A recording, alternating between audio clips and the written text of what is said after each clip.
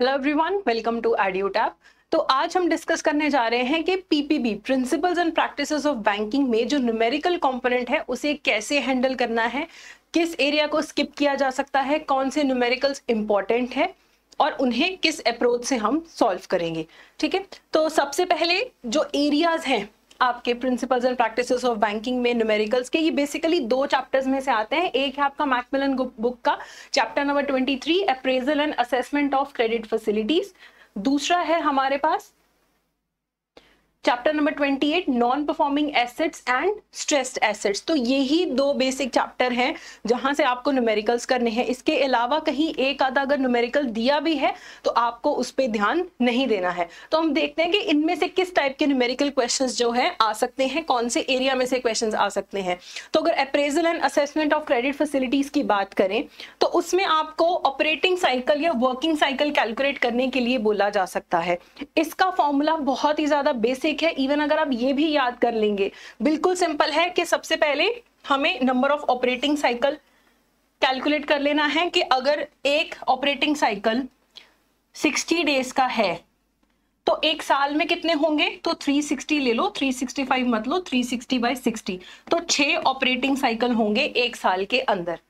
और हमारी working capital requirement कितनी होगी, एनुअल जो हमारा ऑपरेटिंग एक्सपेंस है divided by the number of operating cycles. एक तो ये है, बिल्कुल सिंपल टाइप का क्वेश्चन है, ये मैं रेकमेंड करूंगी कि ये आप पढ़ सकते हैं एग्जाम के लिए। इसको स्किप नहीं भी करेंगे, एक दो बार भी इसके दो क्वेश्चन सॉल्व कर लेंगे तो ये वाला जो क्वेश्चन है आपका बिल्कुल आराम से कवर हो जाएगा, ये वाले टाइप के जो क्वेश्चन हैं। इसके अलावा इसी चैप्टर में से आपको अलग अलग चीजें पीरियड कवर करने के लिए बोला जा सकता है, जिसमें से है raw material storage period calculate करने के लिए बोला जा सकता है, work in progress conversion period पूछा जा सकता है। तो इनके ये फॉर्मूलाज हैं। अगर आपका कॉमर्स का बैकग्राउंड है, आपने ये चीजें पहले पढ़ी हुई हैं, तब आप इसे आराम से कर पाएंगे। और अगर आपका नॉन कॉमर्स बैकग्राउंड है तो आप फिर इसे स्किप भी कर सकते हैं। अगर आपको एक दो न्यूमेरिकल्स करके लगता है कि आप इन्हें सॉल्व कर सकते हैं, आपके बस के हैं ये क्वेश्चंस, तो कर लीजिए, नहीं तो अदरवाइज अगर आपको बहुत हेक्टिक काम लगता है इन न्यूमेरिकल्स को याद करना तो आप इन्हें स्किप भी कर सकते हैं। फिर हमारे पास एक और टाइप का क्वेश्चन आ सकता है, आपको जो हमारे फिनिश्ड गुड्स है उनका स्टोरेज पीरियड कैलकुलेट करने के लिए बोला जा सकता है। उसका यही फॉर्मूला है, पहले आपको average stock of fixed goods निकालना होगा, जिसमें opening fixed stock fixed finished goods का स्टॉक, क्लोजिंग फिनिश गुड्स का स्टॉक डिवाइडेड बाय 2। पहले आप ये कैलकुलेट करोगे, फिर आप average daily cost of sales calculate करोगे, एनुअल कॉस्ट ऑफ सेल्स यहाँ पे कैलकुलेट करोगे, और ये आपका फिर स्टोरेज पीरियड कैलकुलेट होगा। अब इन टाइप के क्वेश्चंस में ये है कि अगर तो आपको सारी चीजें स्ट्रेट फॉरवर्ड दी हुई हैं तब तो ये क्वेश्चन हो जाता है बहुत आसान, लेकिन अगर आपको हर एक कंपोनेंट को खुद से कैलकुलेट करना है फिर वो आपके एग्जाम के लिए कंपैरेटिवली थोड़ा सा लंबा हो जाएगा थ्योरी क्वेश्चंस के कंपैरेटिवली अगर हम देखें। तो अगर आपको ये फॉर्मूलाज आते हैं, इजीली याद होते हैं, वेल एंड गुड, अदरवाइज इसे आप स्किप कर सकते हैं, कोई प्रॉब्लम नहीं है। तो अभी तक सिर्फ वो ऑपरेटिंग साइकिल वाला क्वेश्चन है। उसके बाद एवरेज कलेक्शन पीरियड और एवरेज पेमेंट पीरियड कैलकुलेट करने के लिए बोला जा सकता है। एवरेज कलेक्शन पीरियड का क्या मतलब होता है कि अगर हमने क्रेडिट सेल्स करी है तो वो फिर पैसा हमें वापस कब आता है। क्रेडिट सेल्स, अगर मैंने आपको उधार पे सामान बेचा है तो ऑन एन एवरेज मुझे उधार पे बेचे हुए सामान का पैसा कितने दिनों में वापस आता है। और एवरेज पेमेंट पीरियड में होता है कि अगर मैंने कुछ सामान उधार पे लिया है तो ऑन एन एवरेज में कितने समय में वो पैसा वापस कर देती हूँ। तो ये दो कैलकुलेशन है, ये भी आपको करने के लिए आ सकती हैं। देखो, अगर तो पेपर में स्ट्रेट फॉरवर्ड आपको ये दोनों चीजें दे रखी हैं, वेल एंड गुड, बहुत इजी है, सिर्फ डिवाइड करो आंसर आ गया। लेकिन अगर आपको पहले ये कैलकुलेट करना है, फिर ये कैलकुलेट करना है, फिर ये कैलकुलेट करना है, हो सकता है आपको थोड़ा सा डिफिकल्ट लगे। अगर प्रैक्टिस करके हो जाता है वेल एंड गुड, अदरवाइज आप न्यूमेरिकल को स्किप ही कर सकते हैं। उसके बाद आपको असेसमेंट ऑफ वर्किंग कैपिटल बताया जा सकता है कैलकुलेट करने के लिए कि ये हमारा बिजनेस है, इतना टर्नओवर है, इतना ये है, इतना वो है, आप बताओ कि वर्किंग कैपिटल रिक्वायरमेंट कितनी है। तो इसमें हमारे पास 4 मेथड है, turnover method, operating cycle method, maximum permissible bank finance and budget method. अब इसमें क्या है, ये जो टर्नओवर मेथड है इट इज एक्सट्रीमली सिंपल। अगर आपने एक बार भी पढ़ा है आप इसे सॉल्व कर सकते हैं, it's very simple. Turnover method में आपको क्या करना पड़ता है, टर्नओवर मेथड में ये बोला जाता है कि जितना भी बिजनेस का टर्नओवर है, अगर बिजनेस का टर्नओवर ₹100 है, हम ₹100 इसलिए ले रहे हैं, इतना कम नहीं होता एग्जाम्पल करने के लिए, तो ये माना जाएगा ये ₹100 बिजनेस का टर्नओवर है। अज्यूम किया जाता है टर्नओवर मेथड में कि 25% यानी कि इस केस में ₹25 वर्किंग कैपिटल रिक्वायरमेंट होगा, जिसमें से 5% यानी कि ₹5 हम खुद अपने सोर्सेस से वर्किंग कैपिटल अरेंज करेंगे। बाकी का जो 20% होगा वो कौन अरेंज करके देगा, ₹20 कौन अरेंज करके देगा, आप बैंक से फाइनेंसिंग करोगे। तो अगर आपको पेपर में पूछा जाए कि टर्नओवर मेथड से कैलकुलेट करो कि अगर हमारा टर्नओवर इतना है तो बैंक कितनी फाइनेंसिंग करेगा, तो ये वाला क्वेश्चन बहुत आसान है। सिर्फ आपको ये 20%, 25%, 5% अगर याद है तो ये आप कर सकते हो, मतलब इसे तो स्किप नहीं करना है इस टाइप के क्वेश्चन को। ये सबसे इजी न्यूमेरिकल में से है, इसे इवन प्रॉपर न्यूमेरिकल भी नहीं बोला जा सकता, सिर्फ 20% और 25% ही कैलकुलेट करना है। ओके तो ये वाला जो एक टाइप का क्वेश्चन है ये आप कर सकते हैं। बाकी के जो ये मेथड्स है अगर आप इन्हें स्किप कर दें तो भी चलेगा, स्पेशली ये जो कैश बजट मेथड है इसे भी आप स्किप कर सकते हैं। और ये मैक्सिमम परमिसिबल बैंक फाइनेंस है, इसके अंदर टंडन मेथड 1, मेथड 2, मेथड 3, तो वो आपको करने की जरूरत नहीं है। अदरवाइज आप करना चाहते हैं ये आपकी मर्जी है, लेकिन आई विल नॉट रिकमेंड। ये ऑपरेटिंग साइकिल तो हमने पहले देखा ही था कि वर्किंग कैपिटल रिक्वायरमेंट कैसे कैलकुलेट करनी है, ये भी अगर आपको ये फॉर्मूला याद होता है आप इसे कर सकते हैं। उसके बाद ये तो मैं स्किप करने के लिए बोलूंगी, MPBF वाला मेथड जो है टंडन कमेटी 1, 2, 3 जो है मेथड वो प्रैक्टिकल नहीं है, यूज नहीं किया जाता। कैश बजट मेथड में भी आपको क्वार्टरली जो कैश बजट है वो क्रिएट करना पड़ेगा। हो सकता है पेपर में सारी की सारी जो फिगर्स हैं वो दिए हों, आपको सिर्फ आइडेंटिफाई करना हो, फिर तो आप इजीली कर सकते हैं। लेकिन अगर खुद से क्रिएट करना है कैश बजट फिर आपको दिक्कत हो जाएगी। फिर आपको एक रेशो कैलकुलेट करने के लिए बोला जा सकता है डेट सर्विस कवरेज रेशो। इसके अंदर भी अगर आपका कॉमर्स बैकग्राउंड है it's a cake walk for you, अगर आपका कॉमर्स बैकग्राउंड है। लेकिन अगर कॉमर्स बैकग्राउंड नहीं है तो you might face difficulties in solving this question. हो सकता है ये वाली रेशो आपकी AFM में कवर हो रही हो, अगर वहां पे की है ग्रेट, आप कर लीजिए। उसके लिए भी आप इस टाइप का क्वेश्चन आपको पूछा जा सकता है। अगर आपको ये फॉर्मूला याद होता है तब फिर बहुत इजीली आप इस रेशो को कैलकुलेट कर सकते हैं।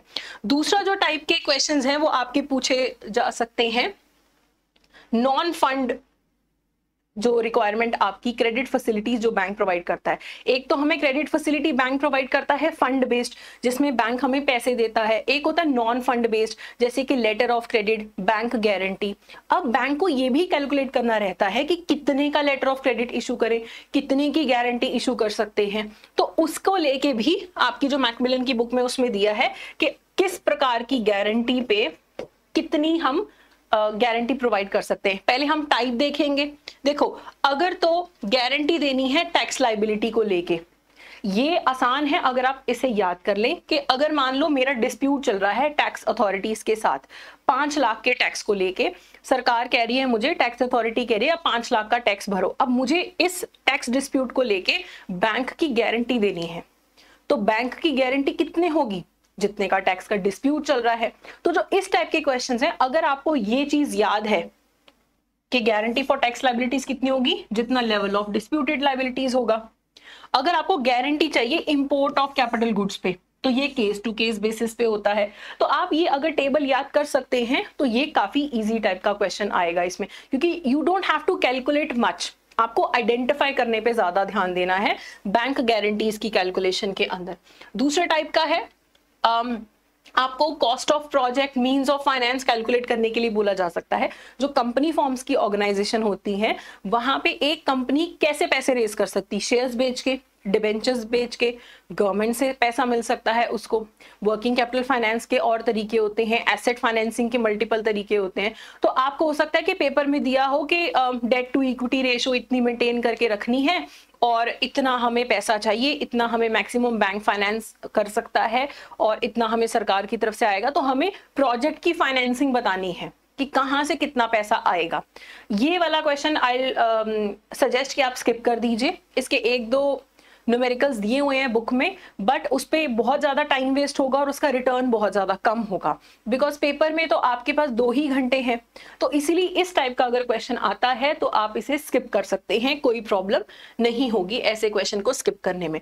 ये वाला टाइप का जो क्वेश्चन है ये इजी है, आई रेकमेंड कि आप इसे करिए। जो नॉन परफॉर्मिंग एसेट्स वाला आपका चैप्टर है उसमें आपको बोला जा सकता है कि आइडेंटिफाई करो कि ये कौन से टाइप की एसेट है, क्या ये स्ट्रेस्ड एसेट है, क्या ये डाउटफुल कैटेगरी 1, कैटेगरी 2, कैटेगरी 3, कौन से टाइप की एसेट है और इसमें प्रोविजन रिक्वायरमेंट कितना होगा। तो ये आपको थ्योरी के लिए भी याद करना ही है। तो अगर न्यूमेरिकल आ जाता है तो वेल एंड गुड, करना आसान होगा कि आपको दे दिया जाएगा कि 5 लाख का लोन था, इतना टाइम तक उसकी पेमेंट नहीं आई है, इतना टाइम हो गया, लोन की किस्त बैंक को नहीं मिली है कस्टमर की तरफ से, बोरोवर की तरफ से, तो ये कौन से कैटेगरी का लोन है। फिर उसमें ऑप्शंस दिए होंगे, लॉस एसेट है, डाउटफुल एसेट है, सबस्टैंडर्ड एसेट है, कौन से टाइप की एसेट ये बन चुकी है, इस तारीख को ये कौन सी एसेट बन जाएगी और बैंक को कितनी प्रोविजन क्रिएट करके रखनी पड़ेगी। इस टाइप के क्वेश्चंस इसमें से आ सकते हैं, तो ये भी आप आराम से याद कर सकते हैं। फिर इसमें आपको ये टेबल याद करना पड़ेगा कि अगर सबस्टैंडर्ड एसेट है, इतने महीने हो गए तो इतनी प्रोविजनिंग रिक्वायरमेंट है, इतनी प्रोविजन रिक्वायरमेंट है, अनसिक्योर्ड है तो कितनी प्रोविजन रिक्वायरमेंट है, सिक्योर्ड है तो कितनी प्रोविजन रिक्वायरमेंट है। ये आप जरूर कर लीजिएगा क्योंकि ये एग्जैक्टली न्यूमेरिकल भी नहीं है, थोड़ा सा बस आपको डेट वगैरह का कैलकुलेशन करना होगा, ये आप कर सकते हैं। ये टेबल आप अच्छे से याद कर लीजिए। प्रोविजन एटलीस्ट जो डाउटफुल 1, 2, 3 कैटेगरी है ना, उनको जरूर आप अच्छे से पढ़ लीजिएगा और एटलीस्ट आपको एसेट क्लासिफिकेशन तो थ्योरी के लिए भी पता होना चाहिए। तो ये एक टाइप का क्वेश्चन है जो इस चैप्टर में से पूछा जा सकता है। इसके अलावा आपकी बुक में कंप्यूटेशन ऑफ ग्रॉस एडवांसेस दिया है, तो इसके अंदर बहुत ही सिंपल है, ग्रॉस एडवांसेस कैसे कैलकुलेट करना है, सारी स्टैंडर्ड एसेट्स और ग्रॉस एनपीए अगर ऐड कर लो, अगर एक बैंक है उसकी जितनी भी स्टैंडर्ड एसेट्स हैं और जितने भी ग्रॉस एनपीएज हैं उन्हें अगर हम ऐड कर दें तो ग्रॉस एडवांसेस बन जाएंगे। ठीक है, gross NPA as a percentage of gross advances, दोनों को डिवाइड कर दो। नेट एडवांसेस अगर आपको कैलकुलेट करने के लिए बोला जाए, वहां से छोटा सा कैच आता है।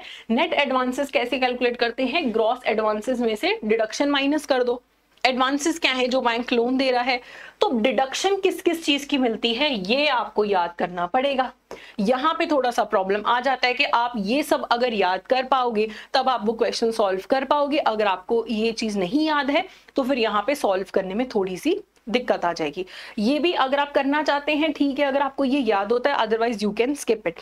तो सिर्फ एक ऑपरेटिंग साइकिल वाला क्वेश्चन है और एक टर्नओवर मेथड वाला क्वेश्चन है, और जिसमें आपने एसेट क्लासिफाई करनी है, प्रोविजंस बतानी है, वो टाइप के न्यूमेरिकल्स जो हैं आपको करने चाहिए, क्योंकि टाइम हमारे पास कम होता है और काम पढ़ने के लिए पीपीबी सबसे लेंथी कंपोनेंट है। तो अब आपको रेफरेंस कहां से लेनी है, मेरा सजेशन है don't go for any other numerical, सिर्फ और सिर्फ जो आपकी मैकमिलन की बुक के अंदर इलस्ट्रेशंस की फॉर्म में न्यूमेरिकल्स दिए हैं उन्हें प्रैक्टिस कर लीजिए। हो सकता है एग्जाम में एग्जैक्ट वही क्वेश्चन आ जाए या उन्हीं क्वेश्चंस में थोड़ा बहुत मॉडिफिकेशन हो जाए। ये जो बुक है, this should be the only source for your reference. फिर बच्चे बार बार ये पूछते हैं, जो जिन्होंने एग्जाम देना है, ऑफिसर्स, उन्हें यही एक क्वेश्चन रहता है कि क्या हम न्यूमेरिकल को स्किप कर सकते हैं पीपीबी के लिए। देखिए, एएफएम ऐसा सब्जेक्ट है जिसमें आप न्यूमेरिकल स्किप करना अफोर्ड नहीं कर सकते हैं, लेकिन पीपीबी आपका एक ऐसा कंपोनेंट है जिसमें आप न्यूमेरिकल स्किप करना अफोर्ड कर सकते हैं, बिकॉज जितना टाइम आप न्यूमेरिकल करने में इन्वेस्ट करेंगे उतने टाइम में उससे कहीं ज्यादा आप थ्योरी पढ़ सकते हैं और ज्यादा मार्क्स ले सकते हैं। क्योंकि अगर आप एंड डे पे भी अगर आप रिवाइज करने बैठ गए न्यूमेरिकल्स के फॉर्मूलास, तो they will take a lot of your time. लेकिन वही चीज अगर आप न्यूमेरिकल्स करें, एमसीक्यू सॉल्व करें, तो that will be more beneficial for you. तो इसीलिए मेरा रेकमेंडेशन यही रहेगा कि अगर आप स्पेशली नॉन कॉमर्स बैकग्राउंड के हैं, so you can totally skip the numericals in PPB. इनका वेटेज उतना नहीं है एग्जाम में जितना कि एएफएम के एग्जाम में होता है। एएफएम में it is necessary, but in PPB you can skip the numerical part. तो ये मेरा आपको सजेशन है पीपीबी के न्यूमेरिकल्स को लेके, जो 2-3 रिकमेंडेशंस दी हैं कि अगर पढ़ना ही है तो वो 2-3 टाइप के न्यूमेरिकल्स कर लो। तो ये हमारा आज का सेशन था। अगर आपको ये सेशन फ्रूटफुल लगा तो please go ahead and subscribe to the channel. So that's it from my side. Thank you so much.